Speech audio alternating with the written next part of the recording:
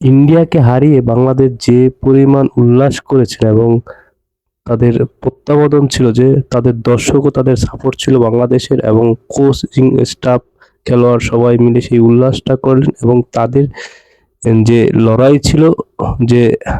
ট্রফিটা ধরে রাখবে। আর এই কোচিং স্টাফ দেখছেন তাকে কি ভালোবাসা এবং কি তাকে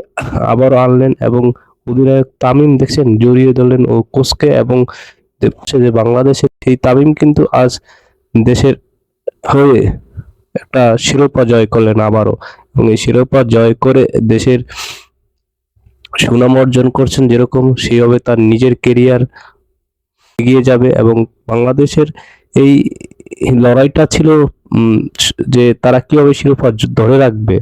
আর তা ইন্ডিয়ার ছিল যে শিরোপাটা তারা কিভাবে ছিনিয়ে নিবে মানে এই দুই গ্রুপের দুটা আশা ছিল সেটা কিন্তু কোনো রকমই মিস করা যায়নি এবং দেশের প্রতিটা মানুষের জন্য যে তাদের তামিমের যে আগ্রাসী বোলিং বা ব্যাটিং পুরা ইনিংসে সেটা দেখাইলেন কিন্তু দারুণ অসাধারণ একটা ব্যাটিং করেছেন বল বাংলাদেশ যে এই কম রানে তাদেরকে আটকায় দিবেন 139 রানে এটা কল্পনার বাইরে বোলিং ছিল অসাধারণ মানে মারকুটি বোলিং তাদের বোলিং এর কাছে ইন্ডিয়া ব্যাটাররা পাত্তাই পায় না মানে যে আসে সেই আউট হয়ে গেছেন যে কোনো মূল্যে তাদেরকে আউট করতে হবে এবং বাংলাদেশের যে একটা ইচ্ছা ছিল যে দ্বিতীয়বার শিরোপা জয় করবে সেটাই করলেন এবং আনন্দে দেখেন আত্মহারা সবাই বাংলাদেশের কোচিং স্টাফ সবাই খেলোয়াড়রা এতটা যে মানে আনন্দ হয়েছে যে দ্বিতীয়বারের মতো এই শিরোপা জয় করে নিজের উম, এবং সেটাকে এত সুন্দরভাবে তারা ক্লিয়ার করছে মানে অসাধারণ ভাবে সেটা আনবিলিভেবল একটা ম্যাচ খেলছেন বাংলাদেশ টিম এরা ইয়াং স্টার বলেন আপনারা এরা হচ্ছে যুব এশিয়া কাপে এই খেলাটা এটা বাংলাদেশের দ্বিতীয়বার শিরোপা জয় ইন্ডিয়ার সাথে ইন্ডিয়া 139 রানে অল আউট বাংলাদেশ 199 রানের টার্গেট দিয়ে এবং বাংলাদেশের প্রথমবার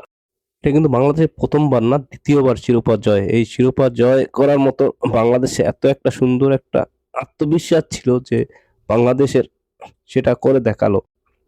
আর এই দুবাই স্টেডিয়ামে মানে দারুণ ফাইনালে ইন্ডিয়া কল্পনাও করতে পারে না যে এই ম্যাচটা তারা হারবে বাংলাদেশের সাথে যুব এশিয়া কাপে আন্ডার 19 দেখেন আপনি খেলাটা দেখলে বুঝতে দেখছেন একটা উইকেট নিয়েছেন মানে প্রথমবার তার পরের উইকেটটা দেখেন কিভাবে নিচ্ছে ও অসাধারণ ভাবে তালাবন্দি করছে এবং সে বলতে চাইছো গেট আউট মানে তোমরা দেখিয়ে দিয়েছে যে চলে যাও তোমরা আর এই কাপ নিতে পারবে না তোমরা যাও ওই অসাধারণ ভাবে খেলছেন বোলিং এ দেখছেন বোলিংটা আগ্রাসী বোলিং এবং আগ্রাসী বোলিং করার কারণে কিন্তু বাংলাদেশ এই ম্যাচটা জিতেছে দেখছেন মানে বাধ্য করছে ব্যাটে লাগাইতে যে 59 রানে বাংলাদেশ উইন হয়েছে এই ম্যাচটা দারুণ ভাবে লাস্ট দেখছেন ফিনিশিংটা কেমন করছে অধিনায়ক দুইটাই উইকেট নিছে